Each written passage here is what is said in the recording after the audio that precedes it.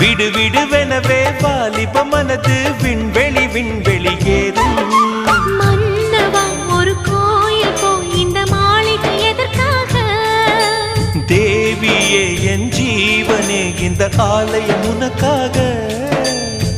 வானில் ஒரு புயல் மழை வந்தால் அழகே என்னை எங்கனம் காப்பாய். கண்ணே உன்னை என் கண்ணில் வைத்து இமைகள் எனும் கதவுகள் அடைப்பேன். சத்தியமாகுமா? நான் சத்தியம் செய்யவா?